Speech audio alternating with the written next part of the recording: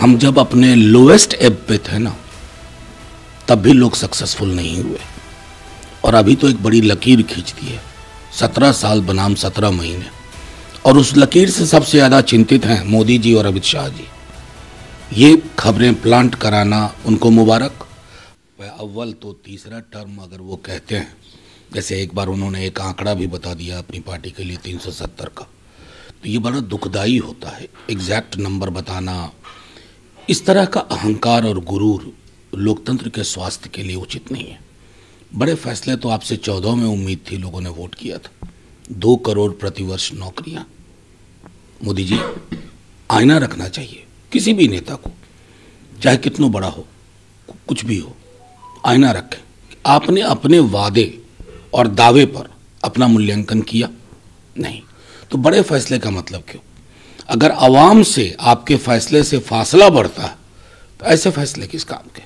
निर्मला सीतारमण ने कांग्रेस पे आरोप लगाया है कि ये ऐसी पार्टी है जो फैमिली फर्स्ट। अब मुझे तो पता है कि कभी ये भी थी शायद कांग्रेस में, जहाँ तक मेरी जानकारी है निर्मला जी, लेकिन ये दौर है, आप जिस सब पक्ष के साथ खड़े हैं उनका गुणगान करना होगा उसकी ऑर्केस्ट्रा में। लेकिन मैं एक बात ज़रूर कहूँ कि ये देश दुनिया की पहली पार्टी है, पहली सरकार जो 10 वर्ष पूर्व सत्ता में आई, और उससे पूर्व की सत्ता में जो लोग थे उनका व्हाइट पेपर आज ला रही है। उनके इकोनॉमी के बारे में बड़ी बातें हो रही हैं। अपना मूल्यांकन क्यों नहीं? प्रधानमंत्री जी के वादों की फेहरिस्त देखिए और अपने कारनामे देखिए। दूध का दूध, पानी का पानी हो जाएगा। तो वो हिम्मत, वो जज्बा है नहीं, तो आप इसी तरह रेटोरिकल चीजें करते रहेंगे, लोगों को भरमाने की कोशिश करेंगे। जयंत चौधरी बोलते हैं कुछ भी बचा नहीं है डिनाई करने के। अब मैं जयंत जी को क्या कहूँ, बहुत क्लोजली काम भी किया है, बड़ी उम्मीद भी रहती है, मेरी ही नहीं, व्यक्ति की नहीं, आवाम की। और उनका ये निर्णय लेना और निर्णय के बाद ये कहना, ये विशुद्ध वैचारिकता के लुप्त होने की कहानी हो जाती है। मेरा अभी भी मानना है कि जयंत जी को पता है कि उनकी जो ज़मीन है वो क्या चाहती है, उस ज़मीन का स्वभाव क्या है। चौधरी चरण सिंह जी की राजनीति क्या थी? सामाजिक सौहार्द की राजनीति थी। मैं उस पूरे इलाके से वाकिफ हूँ।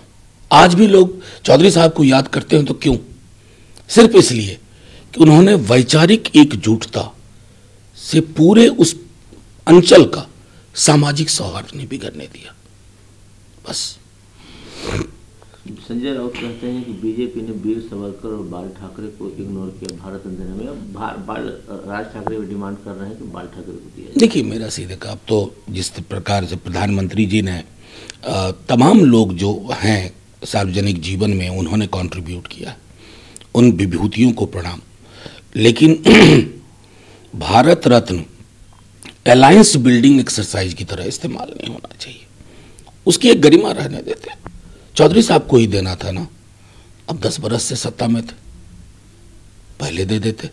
तो लगता है जैसे कि कुनबा बढ़ाने के लिए आप इस प्रकार के भी जो हाईएस्ट सिविलियन अवार्ड है उसका इस्तेमाल करते हैं तो कष्ट होता है और चिंता भी होती है। BJP piloted discussion on Ram temple आज आखिरी दिन है। देखिए, कितनी बड़ी विडंबना है। एक तरफ तो हम कहते हैं कि राम मंदिर का मार्ग प्रशस्त हुआ न्यायिक प्रक्रिया से, तो हु आर यू? आप क्या कर रहे हैं फिर? आप इस अफसाने में क्यों आते हैं? आप तो कहते हैं बीजेपी का कोई लेना देना नहीं। लेना देना नहीं तो ये डिस्कशन क्यों करवा रहे हैं? कितनी बड़ी मैं समझता हूं पीड़ा का विषय है कि जिस देश में बेरोजगारी चरम पे हो, जिस देश में भुखमरी के सूचकांक पे हम नीचे हो, जिस देश में आजादी पे 1000 तरह के पहरे हो, उस देश में इस पर चर्चा हो रही है। हे राम, बापू का हे राम। शर्मिष्ठा मुखर्जी बोलती है never ignored bye Nehru Gandhi family. Bharat में जो मिला है उसको लेकर तरह की बात है। देखिए, अब उनकी मजबूरी भी है, अलग अलग तरह की। मैं तो सीधे एक ही बात कहता हूँ, तमाम लोग जो सार्वजनिक जीवन में जिनको आपने दिया है और जिनको देना चाहिए, बार बार मैं कहता हूँ, राम मनोहर लोहिया इस पट्टी में राजनीति सिखाया, ककाहरा सिखाया लोगों को। मान्यवर कांशीराम जी। लेकिन सिर्फ भारत रत्न का इस्तेमाल, मैं दोबारा कह रहा हूं कि अलायंस बिल्डिंग एक्सरसाइज की तरह नहीं होना चाहिए। अगर ये होता है ना तो आप एक ऐसी लकीर खींच रहे हैं जिसके परिणाम अच्छे नहीं होंगे। व्हाइट पेपर को जहां नरेंद्र मोदी कहते हैं कि इसने पूरे देश को प्रेजेंटेड इंटायर ट्रूथ रख दिया देश के सामने, वही ऑपोजिशन इसे मैनिफेस्टो बता। देखिए व्हाइट पेपर तो है ही नहीं, मैंने पहले भी कहा था व्हाइट एलिफेंट। 10 वर्ष पूर्व, 10 वर्ष बाद, 10 वर्ष से सत्ता में रह रही सरकार, 10 वर्ष पूर्व की 10 वर्ष की सरकार पर व्हाइट पेपर ला रही है। ये सर्कस बना के रख दिया है इन लोगों ने। मतलब देश की इकोनॉमी, देश की व्यवस्था को देखना, आपने इसको एकदम ऐसा सर्कस नुमा बना दिया है ना, कोई रास्ता नहीं दिख रहा है किसी को। हल्द्वानी में जो घटना घटी, नंबर जो डेथ वो 6 हो गए हैं और तौकीर रजा के बयान से भी बरेली के पास भी। देखिए मैं समझता हूं कि एक व्हाइट पेपर तो प्रधानमंत्री जी को लाना चाहिए कि आपके 10 वर्ष के कार्यकाल में समाज का ताना बाना क्यों टूट रहा है, समाज में इतनी दिक्कतें क्यों पैदा हो रही हैं, समुदायों के बीच में खाइयां क्यों बढ़ रही हैं। इस पर एक व्हाइट पेपर लाना चाहिए था जो आपको एक्सपोज करके रख देता। यही देश था ना, दंगे फसाद होते थे, साथ बैठ के लोग सुलझाते थे। आपने खाइयां बहुत गहरी कर दी। कितनों बड़े नेता बन जाएं आप, तालियां बजवा लें, चुनाव जीत जाएं, देश हार रहा है, प्रतिदिन देश का दिल हार रहा है।